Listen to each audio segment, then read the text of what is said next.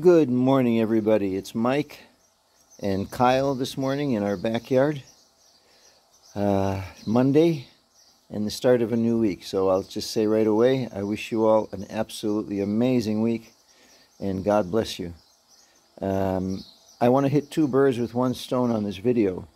And I'll do the dog part first, and that way if anybody wants, they can stop it, and then I'll continue with a request about how I ended up on the small tiny island of Gozo, for those that are interested. I uploaded a video yesterday of our feast, and one of my followers asked about the fireworks and the dogs, and the dogs absolutely do not react to the fireworks. I mean, sometimes, like if there's a long pause, they're startled like we are when a mortar goes off. But other than that, it's like no problem at all. They basically just ignore it. Now, the best analogy that I've come up with over these 2 amazing years of being a Kangal owner is that the analogy of the Terminator movies, especially the first couple, where Schwarzenegger would have this like heads-up display and an analysis of things in his vision, targets, obstacles, cars, and things like that, and how everything would be green unless, of course, there's a threat detected, which would be like a policeman with a gun, or, of course, Sarah Connor, and that would turn red. And that's really, I think, the best analogy I can give for these amazing creatures. They will analyze every situation, constantly really analyzing. You can see it just by the way they look around. But everything is green until there is a threat, and then it becomes red. And, like, for example, we also now we encourage that behavior, obviously, by using the word safe. So sometimes Kyle, who's over here scratching, will likes to go to the edge of the yard. Below us is a valley, in case you this is your first time seeing my channel. And, of course, there's dogs, there's animals, there's rabbits and stuff running around out there. And he tends to hear noises that we don't and smells that we don't smell. So he tends to go to the edge and sometimes starts barking. Now, I don't like him barking a lot because, of the neighbors and just the fact that it's annoying. So what I do is I use the word safe, and I keep repeating it until he settles down. Now, what he will do is, and here he kind of detected something because, well, not the cat, obviously, but that's what he does. He gets up and walks over to the wall, and I know he either heard or smelled something. So eventually he stops, but he will continue on until he is 100% sure that the situation is non-threatening. And so this is how they operate. And I'm going to upload a video as soon as I can take it. There's a place where we take them to the fields, and there's a pit bull that likes to run around on the walls of their house and bark. And I mean, basically, he's right above our heads. And you'll see how Malika, off the leash, will just kind of look at him, but more or less ignore him, and will recall off the leash with the dog barking, 8 feet over her head. And that was one of the most amazing things I've ever seen, because even normal dogs like labs and stuff would probably try to bark back and even jump up and down trying to get up the wall. But so anyway, just to let you know, and also we had an incident last week where if you have more than one Kangal, 2 or 3, from experience how rough they are when they play fight. I mean, they are just like 2 elephants basically going at each other, all in good fun, and no blood is ever drawn, and far from it. But they do play extremely rough. Actually, too rough for me to join, as I used to do with my labs. So it's important to remove the collars when they are home. when you have more than one, because we had an incident Friday night, I believe, where Kyle's tooth got caught in Malika's collar, and literally he could not he could not get out of it. And I was inside, and I hear this screaming and crying and yelping, and sure enough, that's what it was. And I came out, and I was trying to get the collar off of Malika, but the problem was the more Kyle pulled away, the tighter her collar got. And it was a bit scary for about 15-20 seconds until I finally got him loose.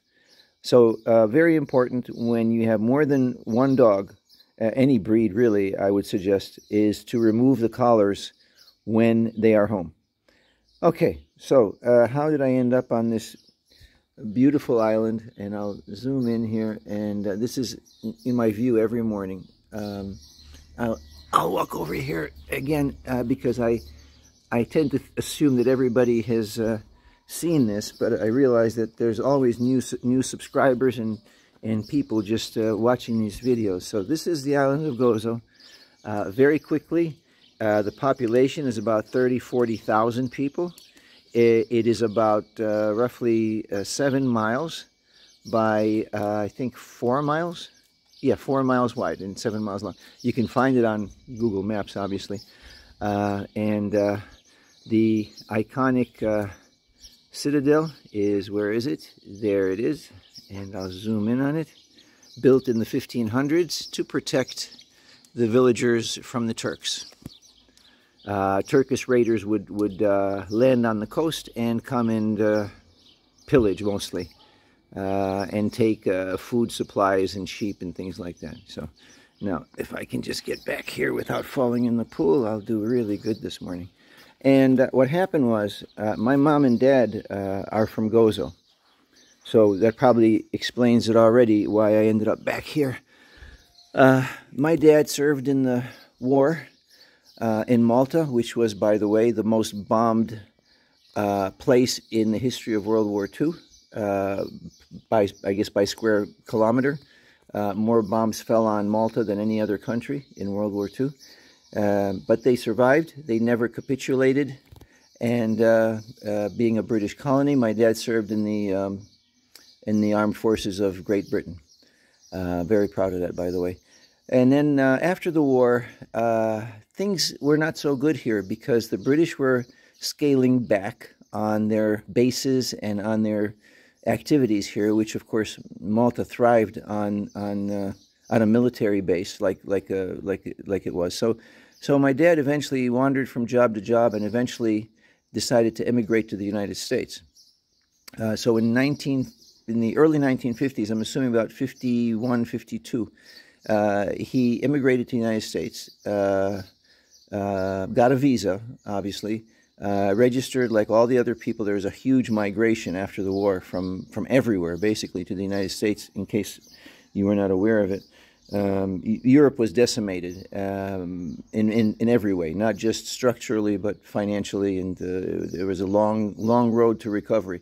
So America became a wonderful place to go. And at that time, it was still, the American dream was still there, unlike how it is now, unfortunately.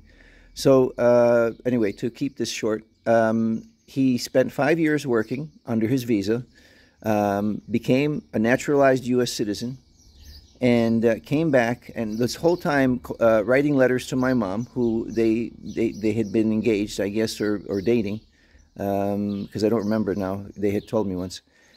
Came back to Malta, married my mom, and then went back to the United States. And a year or two later, I was born in 1958 in New York City.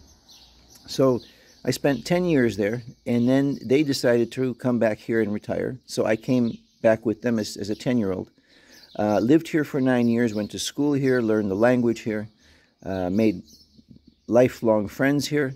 And then when I was 19, again, there was really nothing to do here. You either worked in a clothing factory, like a Wrangler Jeans was here at the time, and a knitting factory.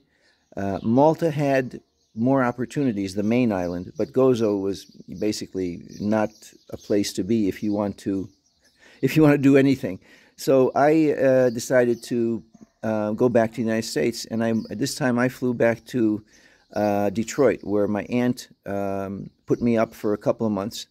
All I had to my name was a suitcase and about $150 in my pocket, and that was it. And when I think about that, I think, boy, that's I would never do that today. So, you know, but when you're young, you're reckless and you don't worry about what tomorrow brings. You just do it. You know, over 20 years, and of course, I had no education.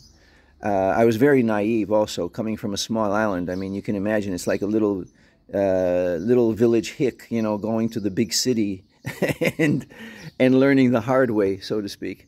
So yeah, so over 20 years, I got a degree. I became an electrical industrial engineer. From that, I went over to sales and marketing, and then I marketed and sold industrial electrical equipment to factories and manufacturing people.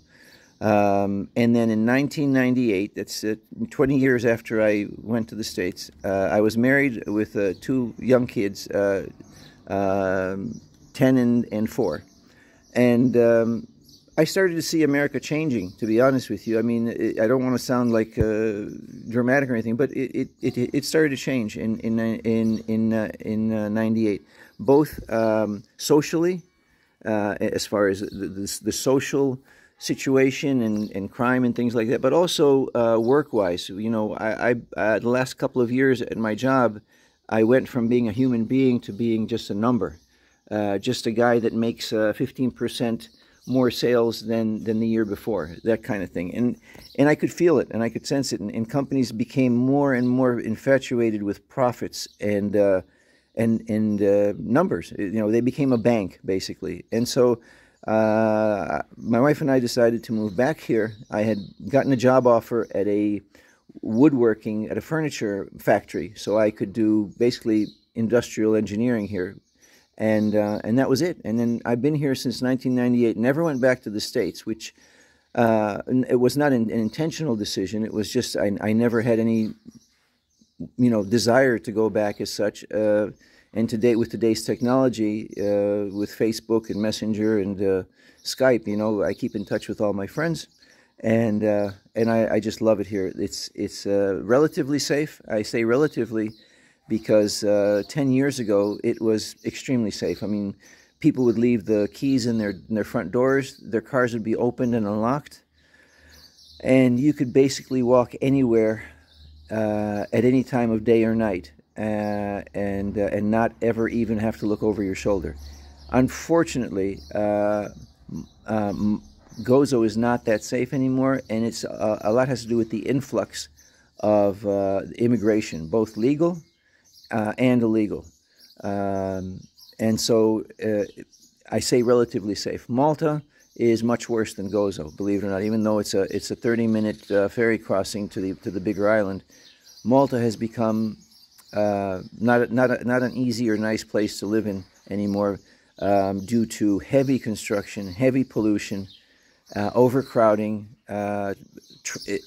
immense traffic congestion, and again, crime, a lot of crime.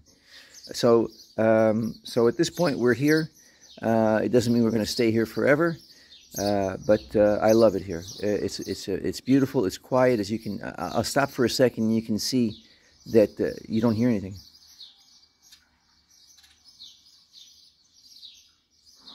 Except the birds.